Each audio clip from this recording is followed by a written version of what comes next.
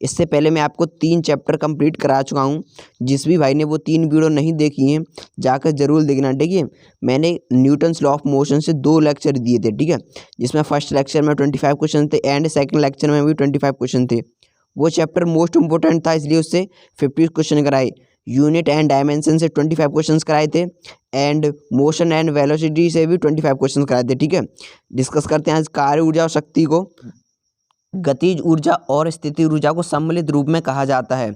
ऊष्मीय ऊर्जा, प्रकाश ऊर्जा, यांत्रिक ऊर्जा या नाभिकीय ऊर्जा। तो देखिए गति ऊर्जा होती क्या है, K बराबर 1/2 mv²। काइनेटिक एनर्जी की डेफिनेशन होती है किसी वस्तु में उसकी गति के कारण संचित ऊर्जा को स्थिति ऊर्जा गतिज ऊर्जा कहते हैं, ठीक है। किसी वस्तु में उसकी गति के कारण संचित ऊर्जा को गति ऊर्जा कहते हैं। इसका फॉर्मूला क्या होता है, K बराबर 1/2 mv², ठीक है। और ये गति ऊर्जा हमेशा धनात्मक होती है और ये एक कैसी राशि है, अदिश राशि है। कैसी, अदिश राशि। स्थितिज ऊर्जा क्या होती है, पोटेंशियल एनर्जी क्या होती है, किसी वस्तु की वह ऊर्जा जो उसके कणों के कारण होती है। किसी वस्तु की वह ऊर्जा जो उसके कणों की स्थिति के कारण होती है, स्थिति ऊर्जा कहलाती है, ठीक है। स्थिति ऊर्जा और गति ऊर्जा को सम्मिलित रूप में कहा जाता है यांत्रिक ऊर्जा। तो ऑप्शन नंबर सी आपका राइट आंसर हो जाएगा। आई होप आपको क्लियर हो गया होगा। चलिए डिस्कस करते हैं नेक्स्ट क्वेश्चन को। देखिए क्वेश्चन नंबर सेकंड ने क्या बोल रखा है, एक हल्के तथा एक भारी पिंड के संवेग समान है, किसकी गति ऊर्जा अधिक होगी, हल्के पिंड की, भारी पिंड की, या दोनों की समान होगी, या सूचना अपर्याप्त है। तो देखिए काइनेटिक एनर्जी एवं संवेग में रिलेशन क्या होता है, K = p²/2m। K = p²/2m। तो देखिए P संवेग होता है, लेकिन संवेग कैसा है, समान। चेंज कहाँ पर आ रहा है, मास में। तो K डायरेक्ट प्रोपोर्शनली है किसके, काइनेटिक एनर्जी के। K डायरेक्ट प्रोपोर्शनली है किसके, मास के। तो देखिए जिस पिंड का मास अधिक होगा उसकी जो काइनेटिक एनर्जी होगी वो कैसी होगी, कम होगी, और जिसका मास कम होगा उसकी काइनेटिक एनर्जी अधिक होगी। तो इसका कौन सा आंसर हो जाएगा, अब तो मैंने सब कुछ बता दिया आपको, तो आंसर बता दो कौन सा आंसर होगा। इसका राइट आंसर हो जाएगा ऑप्शन नंबर ए, हल्के पिंड का संवेग कैसा हुआ, हल्के पिंड की गति ऊर्जा कैसी होगी, अधिक होगी।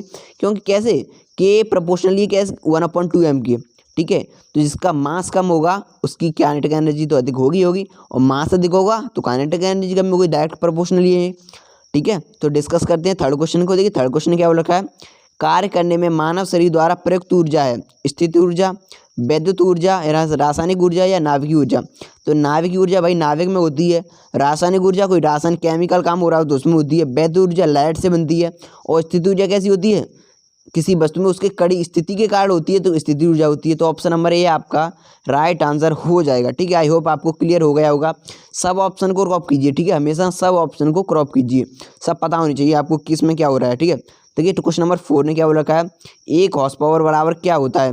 तो ये ध्यान रखना, 1 हॉर्स पावर बराबर होते हैं 7 से 46 वाट, कितने, 746 वाट। 1 हॉर्स पावर बराबर होते हैं 746 वाट। ध्यान रखना, मोस्ट इंपोर्टेंट क्वेश्चन है एग्जाम के लिए, पूछा ही पूछा जाता है, बोर्ड में भी पूछा जाता है, डिफेंस में भी पूछा जाता है, और रेलवे परीक्षा में तो पूछा ही पूछा जाता है। 1 हॉर्स पावर बराबर होते हैं 746 वाट। ऑप्शन नंबर ए आपका राइट आंसर हो जाएगा।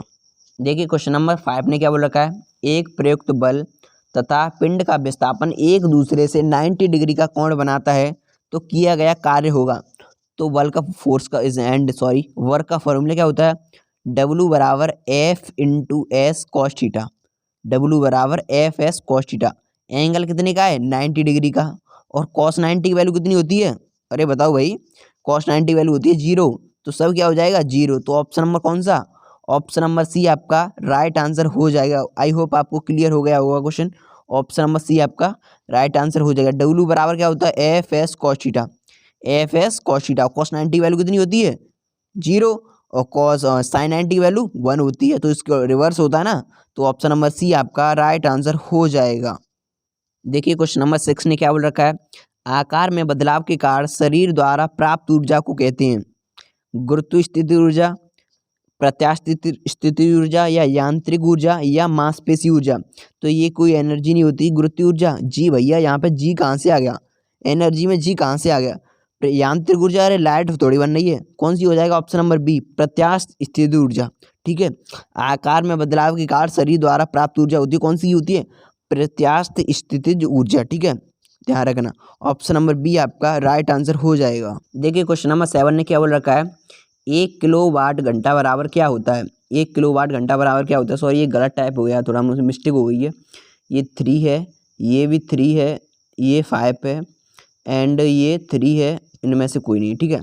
तो देखिए 1 किलोवाट घंटा बराबर होता है 3.6 इंटू 10⁻6 जूल। 3.6 into 10⁻6 joule.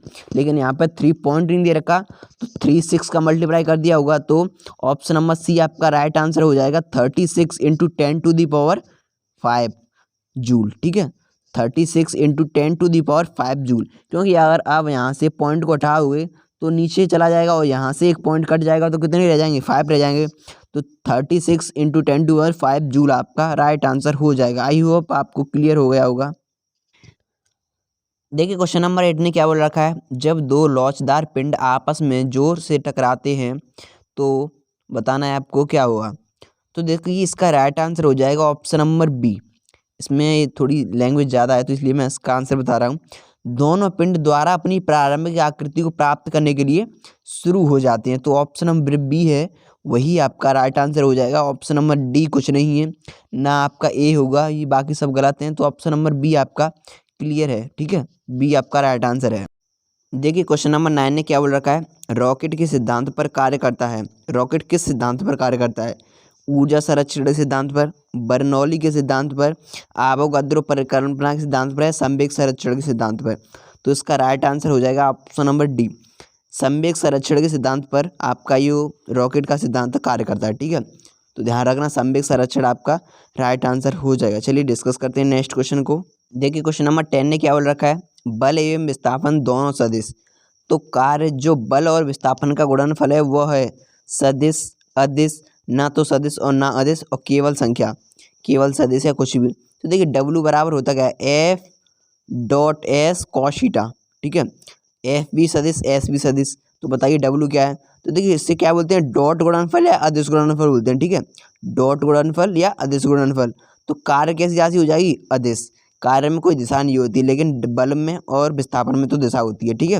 वो सदिश राशि है और कार्य कैसी है, अदिश राशि। तो option number A, option number B, option number B जो है आपका राइट आंसर हो जाएगा, ठीक है, अदिश राशि है। देखिए क्वेश्चन नंबर 11 ने क्या बोल रखा है, किसी पिंड की गति ऊर्जा 4 गुनी हो गई तो इसके नए संवेग का मान हो जाएगा। तो इसका राइट आंसर हो जाएगा, देखिए मैं बता देता हूँ आपको सॉल्व करके। के बराबर P square upon 2m formula होता है इसका, काइनेटिक एनर्जी और पोटेंशियल एनर्जी के बीच रिलेशन, ठीक है।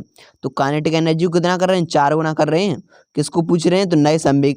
तो अगर मैं 4 बराबर पी स्क्वायर अपन 2m रख दूँ, ठीक है, 2 से इसे मल्टीप्लाई करूँगा तो क्या आ जाएगा, 8m बराबर पी स्क्वायर, ठीक है।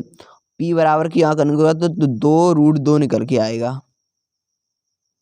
देखिए क्वेश्चन नंबर 11 ने क्या बोल रखा है, किसी पिंड की गति ऊर्जा 4 गुनी हो गई तो इसके नए संवेग का मान क्या हो जाएगा। तो देखिए काइनेटिक एनर्जी और संवेग में रिलेशन क्या होता है, P बराबर √2m के क्या होती है, काइनेटिक एनर्जी, ठीक है। तो क्या बोल रहा है, काइनेटिक एनर्जी को कितना कर रहा है, 4 गुना। अगर मैं k की जगह 4k रख दूंगा तो 2m इंटू 4k। अगर 4 को बाहर निकालूंगा तो क्या निकल के आएगा, 2। तो 2b दोबारा से यही लौट के आ जाएगा ना, क्योंकि मैं 2 को तो बाहर निकाल रहा हूँ। 4 का स्क्वायर क्या होता है, 2 का स्क्वायर क्या होता है, 4। तो कितनी गुने हो जाएगी, 2 गुने। तो इसमें देखते हैं कौन सा ऑप्शन होगा। तो इसका देखिए option number C, option number C आपका राइट आंसर हो जाएगा। कितने गुना, 2 गुना हो जाएगा, ठीक है।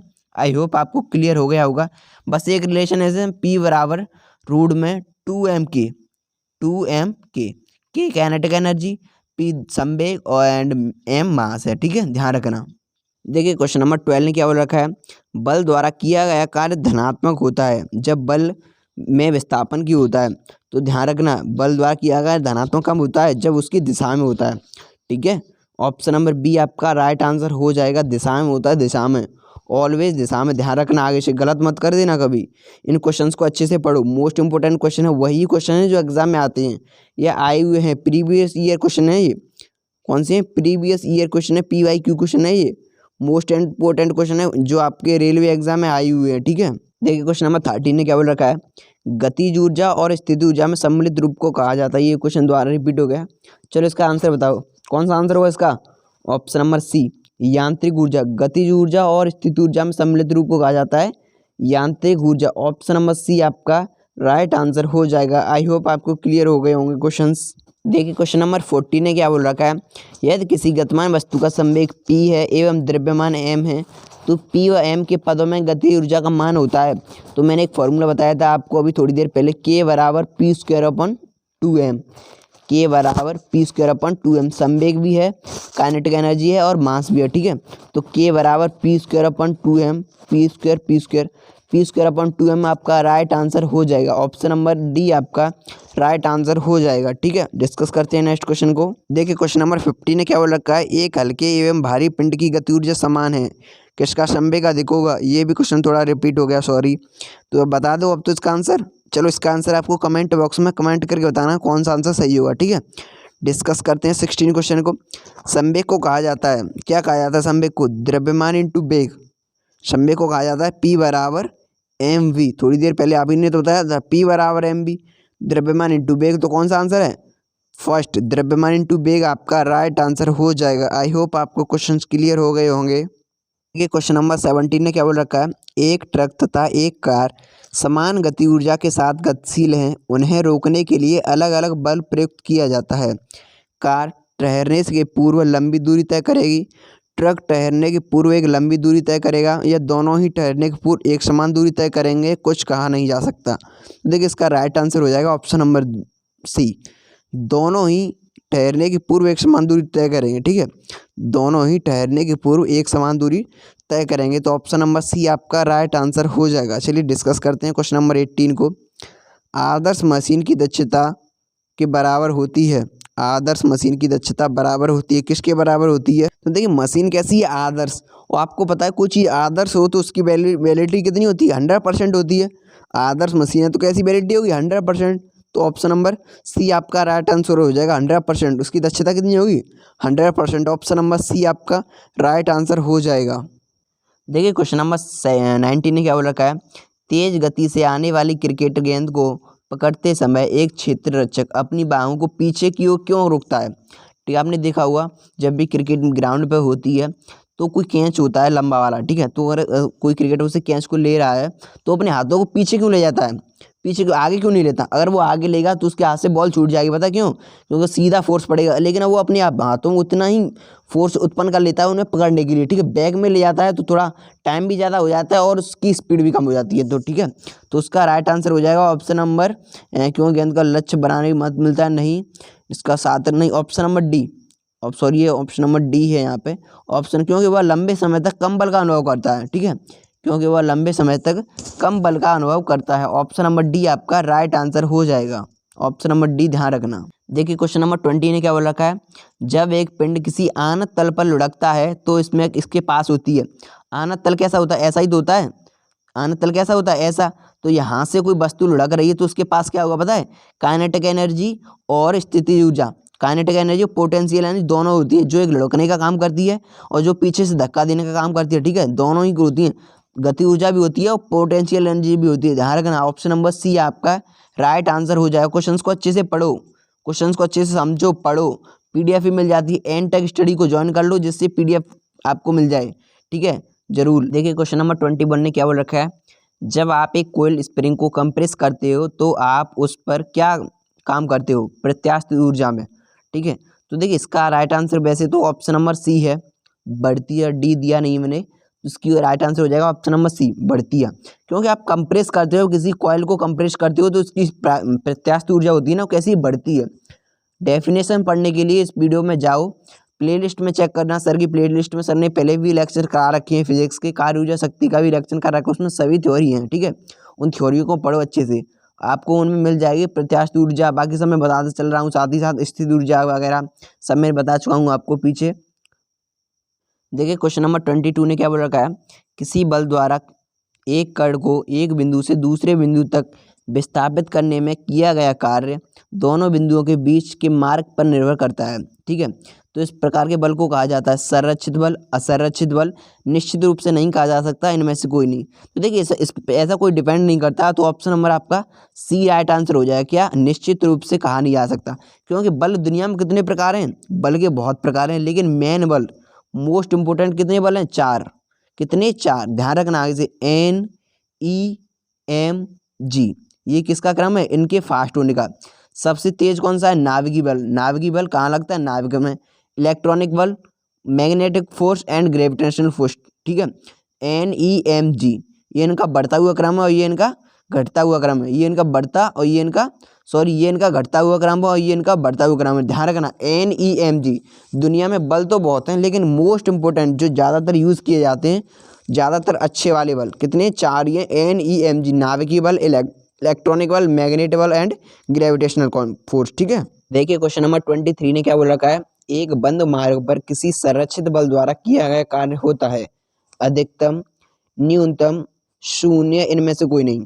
तो इसका राइट आंसर हो जाएगा ऑप्शन नंबर बी, न्यूनतम, ठीक है। क्योंकि देखिए एक चीज़ मैं आपको एक डेफिनेशन बता रहा हूँ, संरक्षित बलों द्वारा बंद परिपथ में एक पूरे चक्र में किया आकार कितना होता है? 0, ठीक है। तो बंद मार्ग है, कैसा मार्ग है? बंद मार्ग।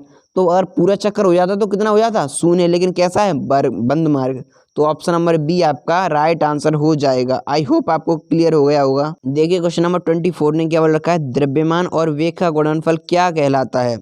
द्रव्यमान और वेग का गुणनफल क्या कहलाता है? तो द्रव्यमान को कैसे डिनोट करते हैं? M से, एंड वेलोसिटी को V से। तो कल से पढ़ रहे हो यार, बहुत टाइम हो गया। P बराबर MV, P बराबर MV, द्रव्यमान इंटू वेग, संवेग बराबर द्रव्यमान इंटू वेग। तो संवेग आपका राइट आंसर हो जाएगा। यहाँ पर बी ऑप्शन था वो लिख नहीं पाया, थोड़ा मिस्टेक हो गई टाइपिंग में। P बराबर MV, ध्यान रखना, ठीक है। P बराबर MV, द्रव्यमान इंटू वेग। ऑप्शन नंबर बी आपका राइट आंसर हो जाएगा। देखिए क्वेश्चन नंबर 25 ने क्या बोल रखा है? किसी गतिशील पिंड का वेग आधा करने पर उसकी गति ऊर्जा होगी। इन ऑप्शंस को थोड़ा हटा देता हूँ मैं, थोड़ा ऑप्शन मिस्टेक हो गई है थोड़ी, ऑप्शंस में हटा दिए, ठीक है मैंने। अब देखो उसने क्या बोल रखा है? गति ऊर्जा हो जाएगी, पिंड का वेग आधा कर दें, K बराबर ½ mv², ठीक है। अगर V को हम आधा कर दूँ तो V/2 हो जाएगा, उसका स्क्वायर तो V/4, तो आगे आ जाएगा 4। वो कैसा हो जाएगा? ये यहाँ पर लौट के किया जाएगा तो कैसा होगा? चौथाई, 1/4 आपका राइट आंसर हो जाएगा। आई होप आपको क्लियर हो गया होगा। हमारा ये फेसबुक सर का फेसबुक लिंक है, यहाँ पर आप सर को ज्वाइन कर सकते हो। टेलीग्राम पर जाना, सर्च करना NTech स्टडी, यहाँ वीडियो का नोटिफिकेशन आपको मिल जाएगा टाइम टू टाइम। एंड आपको जो PDF बनती है वो PDF ही मिल जाएगी। और यूट्यूब चैनल NTech स्टडी को सब्सक्राइब कर लें। मिलती है नेक्स्ट वीडियो में, तब तक के लिए टेक केयर, बाय गाइस।